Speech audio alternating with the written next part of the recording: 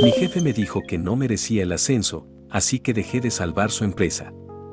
Escribo esto porque hace un mes renuncié a la empresa que ayudé a construir durante 8 años y ayer me llamó el propio dueño para decirme que tal vez cometió un error. Así que necesito sacar esto de mi sistema antes de que la rabia se me convierta en orgullo barato. Entré como asistente junior en una empresa familiar de manufactura cuando tenía 23. Aprendí logística porque nadie más quería hacerlo, me metí en producción porque el supervisor faltaba siempre, terminé entendiendo compras, inventarios, distribución y hasta mantenimiento de maquinaria, y sin darme cuenta me convertí en el tipo al que todos llamaban cuando algo salía mal, búscalo a él, decían, y yo iba, resolvía, me quedaba hasta las 9, a veces hasta medianoche, mientras el dueño, don Ernesto, se iba a las 5 con su frase favorita, confío en ustedes, cuando anunció que abriría el puesto de gerente de operaciones después de que el anterior se jubilara.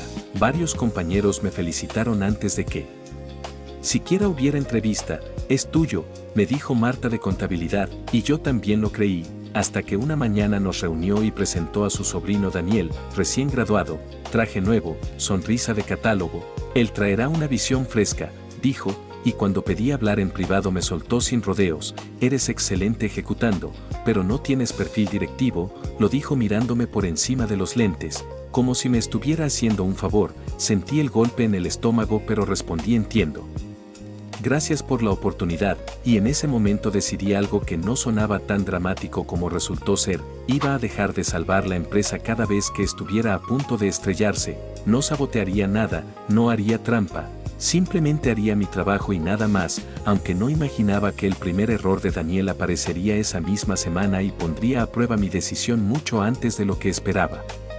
El primer choque llegó con algo aparentemente pequeño. Daniel decidió cambiar de proveedor de materia prima porque el otro era muy caro y poco flexible. Lo anunció en reunión con tono seguro y una presentación llena de gráficos bonitos. Yo levanté la mano y pregunté, ¿ya revisaste los tiempos de entrega y penalizaciones por retraso?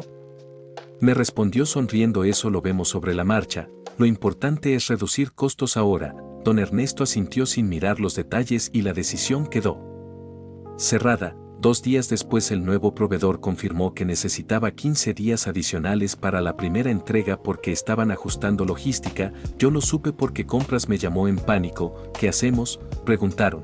Antes yo habría corrido a buscar alternativas, habría negociado con el proveedor anterior para cubrir el hueco, habría trabajado el fin de semana para que producción no se detuviera, pero respiré y respondí, escalen con Daniel, él aprobó el cambio, media hora.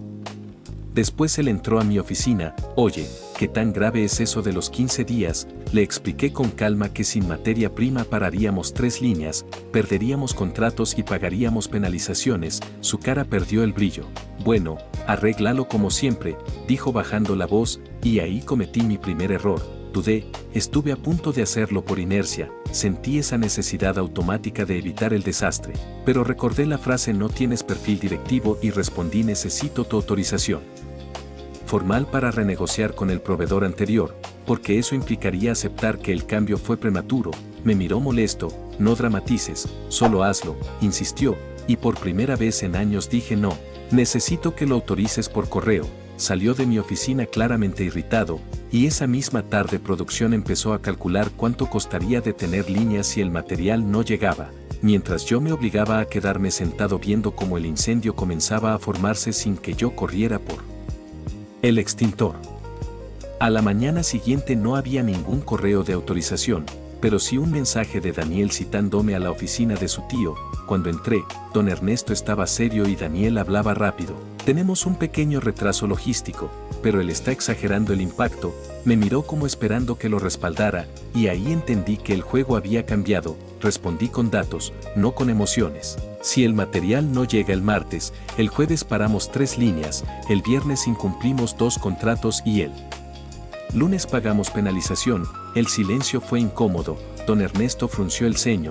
¿Y por qué no se solucionó ya?, preguntó, y sentí esa vieja tentación de decir yo me encargo, pero me mantuve firme, porque el cambio de proveedor fue decisión de gerencia, necesito aprobación formal para revertirlo. Daniel se tensó, estás siendo poco colaborador, soltó con tono molesto, y esa frase me confirmó que ya me veían no como el salvador, sino como obstáculo. Don Ernesto finalmente dijo mándale. el correo y que lo arregle, y Daniel, obligado, me envió el mensaje con copia a su tío autorizando renegociar. Lo hice, claro, pero el proveedor anterior ya había comprometido parte del stock a otro cliente. Solo consiguió cubrir la mitad del pedido, suficiente para no detener completamente la producción, pero sí para generar retrasos visibles y pérdidas pequeñas, las primeras grietas en la imagen impecable de Daniel. Esa semana escuché por primera vez a operarios murmurar antes esto no pasaba, y aunque no sentí satisfacción inmediata, sí una claridad incómoda. Durante años había estado amortiguando errores que ni siquiera eran míos, y ahora que dejaba de hacerlo, la empresa empezaba a sentir su propio peso. Sin embargo, no contaba con que Daniel, herido en su orgullo, decidiría que el verdadero problema no era su decisión, sino yo. La represalia no tardó. El lunes siguiente Daniel anunció una reestructuración operativa y casualmente me quitó la supervisión directa de logística, asignándola a un coordinador nuevo que no conocía ni la mitad de los procesos. Necesitamos ideas frescas, dijo mirándome apenas unos segundos. Entendí el mensaje, quería reducir mi influencia y, si algo salía mal, que ya no pareciera indispensable. Esa tarde el nuevo coordinador, Andrés, entró nervioso a mi oficina con una carpeta mal organizada. Me dijeron que ahora yo manejo rutas y tiempos de entrega. ¿Algún consejo? Antes yo le habría dado un manual completo en una hora, pero esta vez me di mis palabras. Revisa los históricos de demanda y habla con almacén antes de mover cualquier ruta. Fue todo, y aún así me sentí extraño, como si estuviera traicionando a alguien que no tenía culpa. 2 días después Andrés autorizó una redistribución de rutas para ahorrar combustible, decisión impulsada por Daniel sin consultar a producción.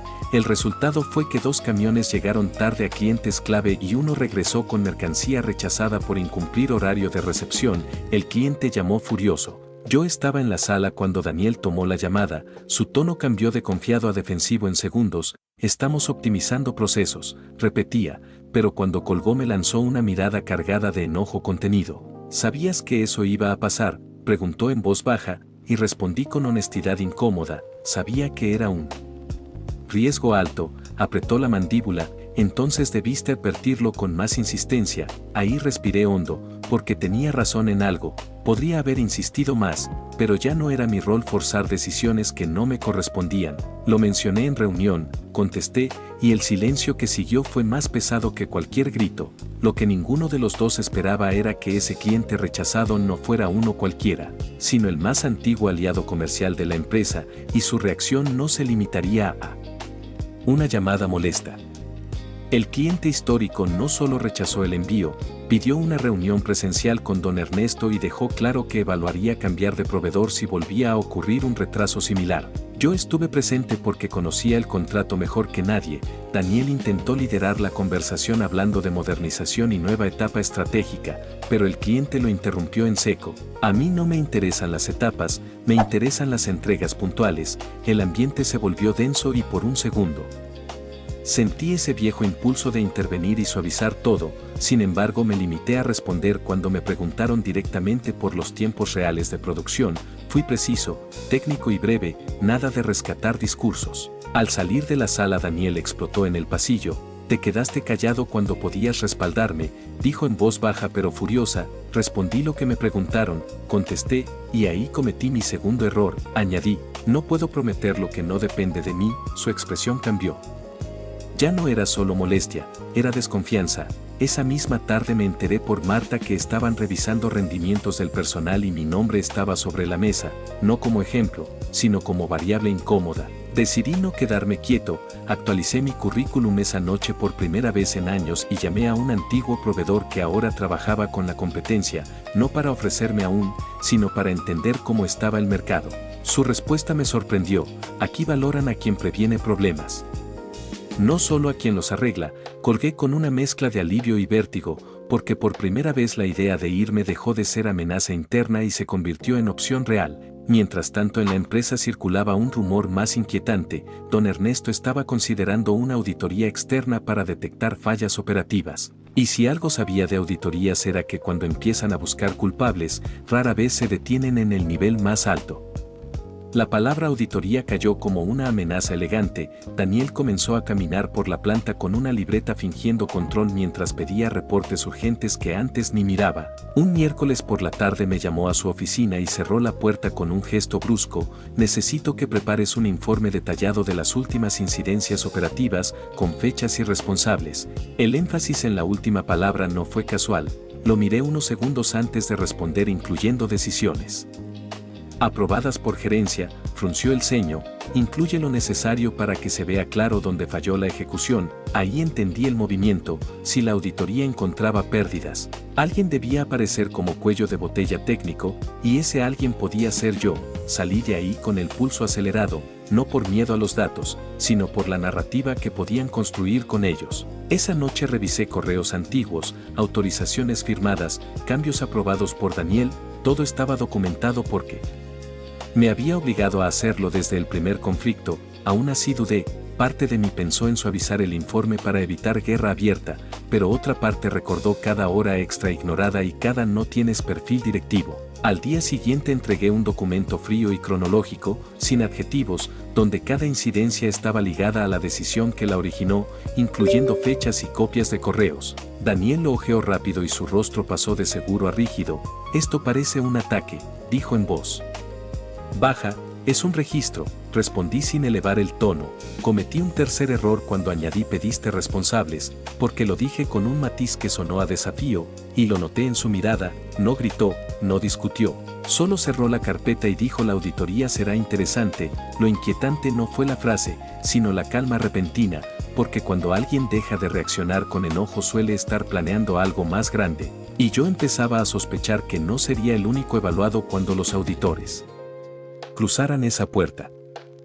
Los auditores llegaron un lunes a las 8 en punto, trajes oscuros, carpetas cerradas y esa sonrisa neutral que no promete nada. Daniel los recibió como si fueran aliados estratégicos y no posibles verdugos. Durante la primera reunión general habló de transparencia y optimización, y luego mencionó que ciertas áreas habían mostrado resistencia al cambio. No dijo mi nombre, pero varios voltearon a verme. Cuando me llamaron a entrevista individual llevé una copia física de mi informe y un respaldo digital. Uno de los auditores, una mujer de voz firme, me preguntó directamente, ¿por qué dejaron de anticiparse a fallas que antes no ocurrían? La pregunta dolía porque insinuaba omisión. Respiré y respondí con honestidad incómoda: no dejamos de anticiparlas, cambiaron los procesos de aprobación y la responsabilidad final pasó a gerencia. Mostré correos, fechas y advertencias previas. El otro auditor revisaba en silencio mientras asentía ligeramente. Esa tarde Daniel me interceptó en el estacionamiento. Ya no había tono corporativo. ¿Qué les dijiste?, preguntó seco. La verdad documentada, respondí. Dio un paso más cerca: si caigo yo, no creas que sales intacto. Y esa frase me golpeó más de lo que esperaba, porque tenía razón en algo. Yo también había permitido que la empresa dependiera demasiado de mí sin exigir estructura formal. Fui parte del sistema que ahora crujía. Esa noche casi envié mi renuncia por impulso. La redacté incluso, pero no la envié. Entendí que hacerlo en ese momento parecería huida y fortalecería cualquier narrativa en mi contra. Decidí esperar el resultado oficial, aunque en el fondo sabía que la auditoría no solo revelaría errores operativos, sino decisiones estratégicas tomadas por alguien que nunca estuvo preparado para asumirlas. Y cuando el primer informe preliminar comenzó a circular en dirección general, el nombre que aparecía repetido en autorizaciones críticas no era el mío. El informe preliminar no fue un veredicto, pero sí una bomba silenciosa. Señalaba fallas en la gestión de riesgos, cambios de proveedor sin análisis comparativo completo y decisiones logísticas sin validación técnica suficiente. Cada punto llevaba fechas y aprobaciones firmadas por Daniel. No había acusaciones emocionales, solo hechos fríos. Esa mañana don Ernesto me llamó a su oficina. Estaba más cansado que molesto. Sostuvo el documento unos segundos y preguntó sin rodeos: ¿por qué no insististe más cuando viste estos riesgos? La pregunta me atravesó porque no era injusta. Respondí despacio: insistí dentro de mi rol, pero las decisiones finales no eran mías. Durante años asumí responsabilidades que no estaban en mi puesto.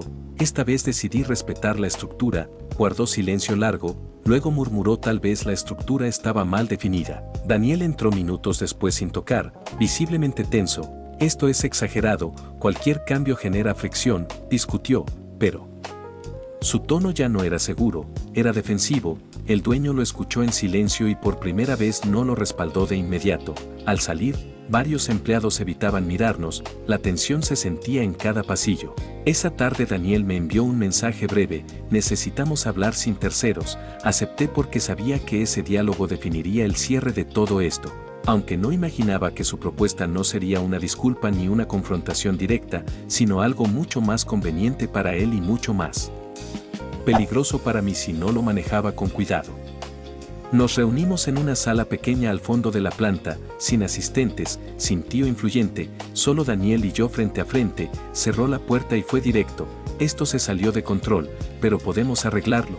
Su tono ya no era arrogante, era pragmático. ¿Arreglar qué exactamente?, pregunté, cruzando los brazos. Respiró hondo antes de soltarlo. Si presentas el informe final como una falla compartida de comunicación y no como decisiones mal evaluadas, yo puedo recomendarte formalmente como gerente adjunto, eventualmente el puesto completo. Ahí estaba la oferta, poder a cambio de diluir responsabilidades. Por un segundo dudé, porque era exactamente el cargo que había querido, aunque no de esa forma. ¿Y qué pasa con las pérdidas y los clientes?, pregunté. Respondió rápido: eso se estabiliza con el tiempo, lo importante es que no parezca incompetencia. La palabra quedó flotando entre nosotros. Cometí el error de mostrar molestia en el gesto, y él lo notó. No seas ingenuo, añadió, las empresas funcionan así. Me levanté de la silla y respondí más firme de lo que planeaba: funcionan así cuando todos aceptan cubrir errores ajenos. Hubo un silencio largo, pesado. Finalmente dijo en voz más baja: si no cooperas, puede parecer que tú dejaste de hacer tu trabajo intencionalmente. Esa fue la amenaza real, no directa, pero clara, y por primera vez sentí miedo auténtico, porque sabía que desde fuera podía interpretarse como negligencia estratégica. Salí de esa sala con la mente acelerada, entendiendo que ya no se trataba solo de orgullo o ascenso, sino de reputación profesional. Y mientras caminaba hacia mi oficina recibí un mensaje inesperado de don Ernesto citándome a primera hora del día siguiente, esta vez sin incluir a su sobrino en la invitación. Llegué a la oficina de don Ernesto antes de las 8, él ya estaba ahí, sin saco, sin formalidad, con el informe final sobre el escritorio y una expresión que no le había visto en años: cansancio mezclado con decepción. Quiero que me hables sin filtros, dijo apenas cerré la puerta, y por primera vez no sentí que estuviera defendiendo un puesto, sino mi nombre. Le expliqué cronológicamente cómo habían cambiado los procesos, cómo pedí autorizaciones formales, cómo reduje intervenciones que antes hacía sin respaldo porque entendí que debía respetar la estructura jerárquica. No me justifiqué con orgullo, incluso admití algo incómodo. También fallé al permitir durante años que todo dependiera de mí sin exigir claridad de roles. Me miró largo rato antes de decir: Daniel me dijo que dejaste de apoyar intencionalmente. Ahí sentí el punto crítico. Respondí con calma: dejé de asumir responsabilidades que no estaban formalmente bajo mi cargo. Eso no es sabotaje, es límite profesional. Abrió el informe y señaló varias decisiones firmadas por su sobrino. El silencio fue denso. Finalmente soltó: cometí el error de pensar que la sangre bastaba para liderar. Esa frase lo cambió todo. No gritó, no defendió a Daniel, solo preguntó algo que no esperaba: si te ofreciera el puesto ahora, ¿lo aceptarías? Y ahí llegó mi momento más difícil, porque aceptar significaba quedarme en una empresa fracturada, con un antagonista resentido aún dentro, y rechazarlo implicaba abandonar años invertidos. Respiré profundo y respondí algo que ni yo tenía claro hasta ese instante: lo aceptaría solo si hay autonomía real y redefinición formal de procesos, y si Daniel no interviene en operaciones. Fue arriesgado, quizá arrogante, pero honesto. Don Ernesto asintió lentamente y dijo que tomaría una decisión definitiva esa tarde. Lo que no anticipé fue que Daniel no esperaría esa decisión en silencio y ya estuviera moviendo su última carta. Esa misma tarde explotó el último intento de Daniel por salvar su posición. Convocó a una reunión urgente con varios jefes de área antes de que su tío anunciara cualquier decisión y, sin decirlo abiertamente, insinuó que la caída en rendimiento se debía a una falta de compromiso progresiva en mandos medios. Mirándome cuando decía la frase: yo no estaba invitado, pero Marta me avisó y decidí entrar igual. El ambiente se tensó en cuanto crucé la puerta. Creo que hablas de mí, así que prefiero escuchar completo el argumento, dije directo. Daniel sonrió con incomodidad y comenzó a mencionar métricas aisladas donde mi área mostraba menor intervención comparada con años anteriores. Era cierto, yo mismo había reducido acciones fuera de rol, pero omitía el detalle clave: ahora todo requería aprobación gerencial previa. Esperé a que terminara y respondí sin elevar la voz: correcto. Mi intervención bajó porque las decisiones dejaron de ser técnicas y pasaron a ser ejecutivas. Aquí están los correos donde solicité autorización antes de actuar. Proyecté en la pantalla varias cadenas donde advertía riesgos y pedía confirmación. Algunos jefes empezaron a murmurar, uno incluso dijo: eso sí lo vimos. El rostro de Daniel pasó de rojo a pálido en segundos. En ese momento entró don Ernesto. Había escuchado lo suficiente desde fuera, pidió silencio y habló con una firmeza que no mostraba desde hacía tiempo. La responsabilidad de las decisiones es de quien las toma. No mencionó nombres, pero todos entendimos. Luego anunció que, efectivo desde esa semana, yo asumiría la gerencia de operaciones con autonomía directa reportando a Dirección General, y que Daniel sería reasignado temporalmente a un rol comercial externo para adquirir experiencia real. Fue una forma elegante de apartarlo sin humillarlo públicamente. Daniel me miró con una mezcla de rabia y derrota, y aunque el momento era satisfactorio, también sentí el peso real de lo que venía, porque ahora ya no había excusas ni superiores a quien señalar si algo fallaba. El incendio que antes apagaba en silencio ahora sería mi responsabilidad visible, y mientras la sala se vaciaba entendí que ganar la posición era solo el inicio del verdadero desafío. Asumir la gerencia no fue un desfile de aplausos sino una semana de caos controlado, clientes pidiendo garantías, empleados evaluando si realmente algo cambiaría y Daniel despidiéndose con una cortesía tensa que dejaba claro que aquello no era reconciliación sino distancia estratégica. El primer día firmé una política interna donde ninguna decisión operativa crítica podría aprobarse sin análisis técnico documentado, y donde las responsabilidades quedaban por escrito. Algunos lo vieron como exceso de formalidad, yo lo veía como blindaje necesario. Cometí errores también, intenté acelerar la recuperación con un ajuste brusco en turnos y casi generó otro conflicto con el sindicato. Tuve que retroceder y negociar mejor. Entendí rápido que liderar no era solo tener razón sino saber medir tiempos. 3 meses después recuperamos al cliente histórico con un contrato renovado bajo condiciones más estrictas. Los retrasos bajaron y los números se estabilizaron. Un viernes por la tarde recibí una llamada inesperada. Era Daniel desde su nuevo puesto externo. No pensé que aguantarías la presión, dijo con un tono extraño, no burlón, casi sincero. Respondí sin sarcasmo. Yo tampoco pensé que necesitaba dejar de salvar todo para que entendieran mi valor. Hubo un silencio breve antes de que añadiera: supongo que aprendimos algo. Colgué sin sentir odio, solo una claridad fría. Durante años confundí lealtad con obligación, y él confundió autoridad con capacidad. Escribir esto no es para presumir un ascenso, es para recordar que poner límites no es traición y que a veces dejar que el sistema sienta el peso de sus propias decisiones es la única forma de que cambie. Si algo me dejó esta historia es que el poder no se toma con gritos, se construye con evidencia, paciencia y el valor incómodo de no intervenir cuando hacerlo solo perpetúa el problema.